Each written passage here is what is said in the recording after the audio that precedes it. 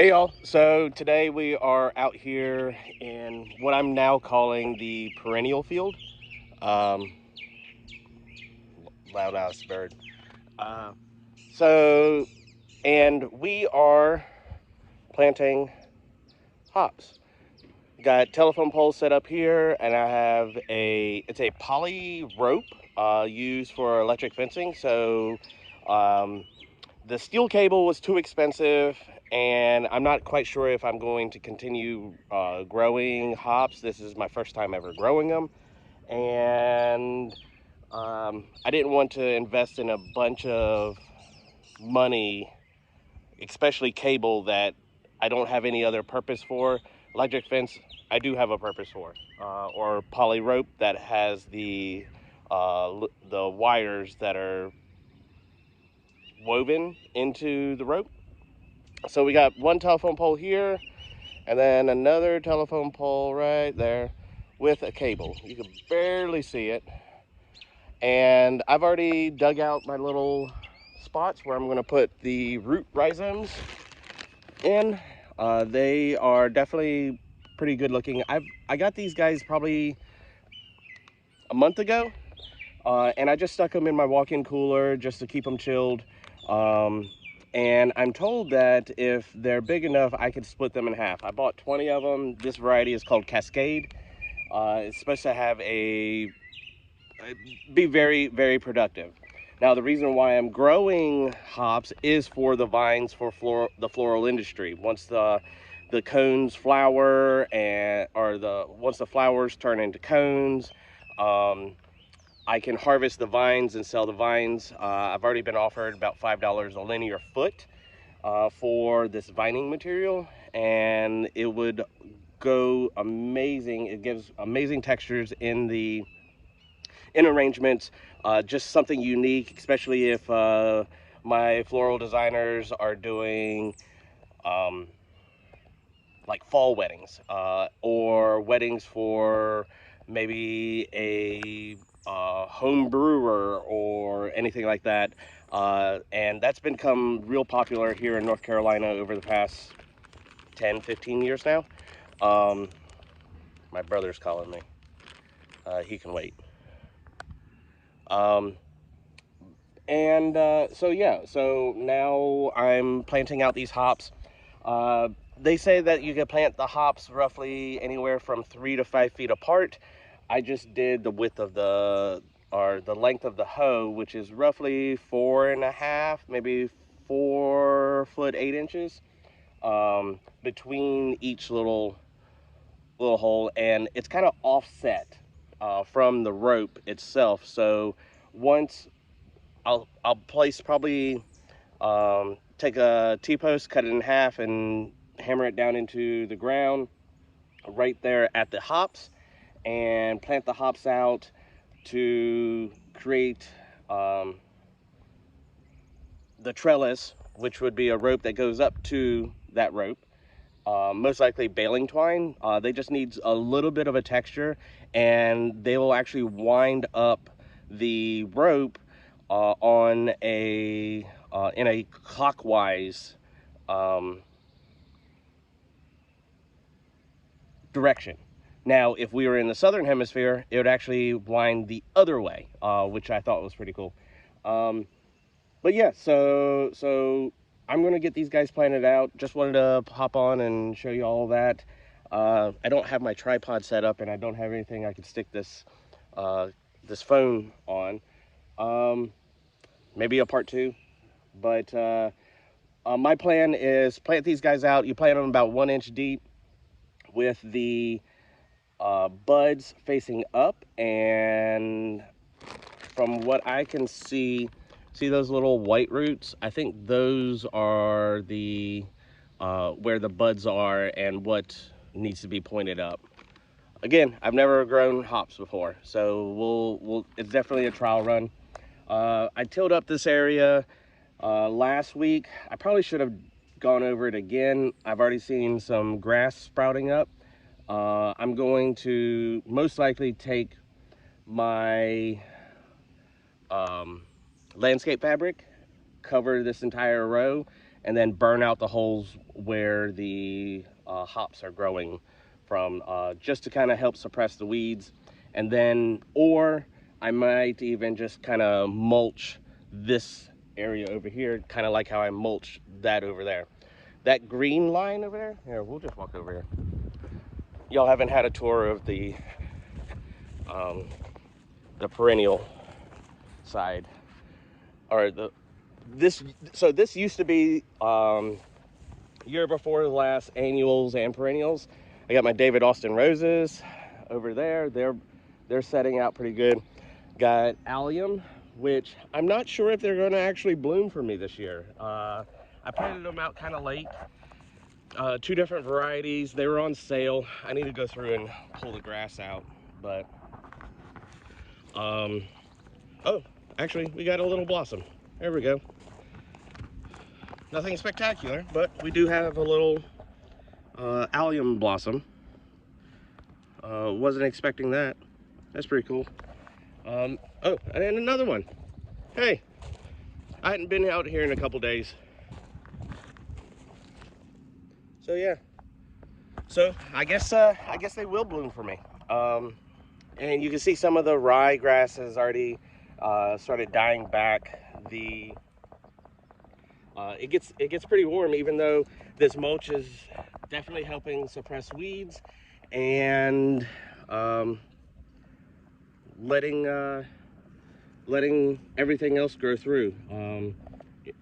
Definitely some, I guess, heat damage from the sun, but yeah, really excited about that. At least I know that they're blooming. So they may have not have gotten enough chill hours because, like I said, I planted them kind of late. This row right here is gooseneck loosestrife, and we have a volunteer sunflower because I planted this area in sunflowers last year and just let them go to seed and allow the birds to eat the seeds, and obviously they didn't eat all of them.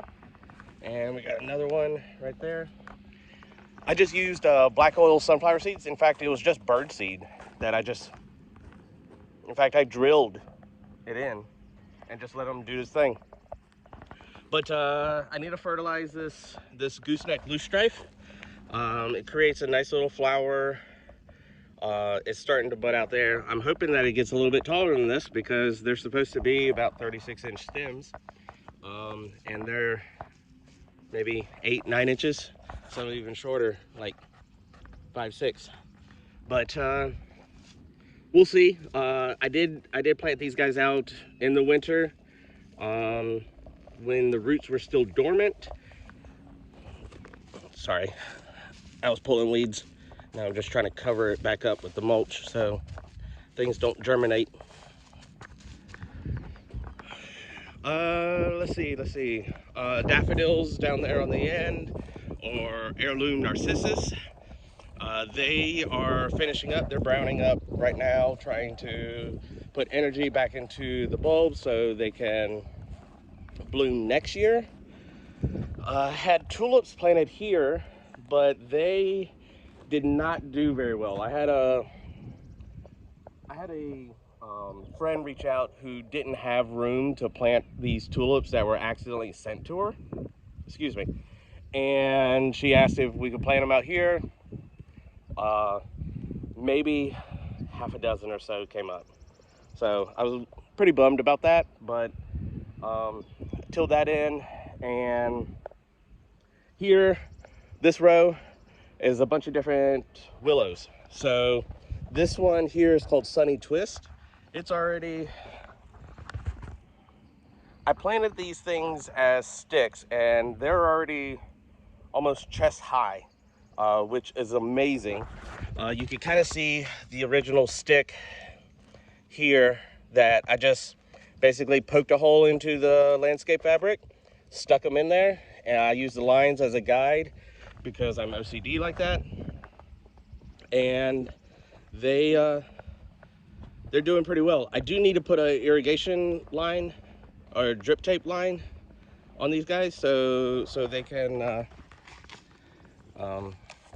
perform well for me. Let me go grab these things. They're bugging me.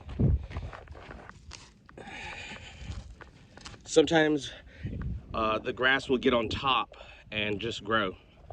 This is crabgrass here. This is a willow called rubicans. This one's called scarlet curls here.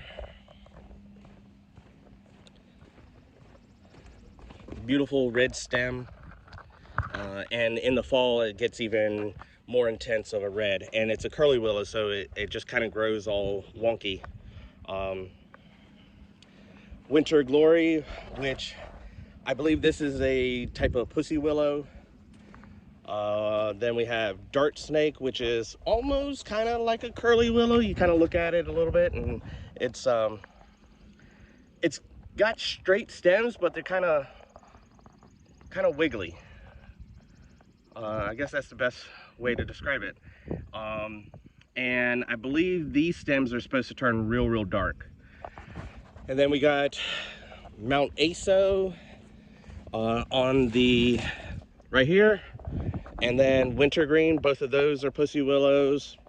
This is a decorative willow called Flame. It's supposed to have a red or orange stem when they in the fall. Sorry, I'm grabbing these weeds. This one is called packing twine.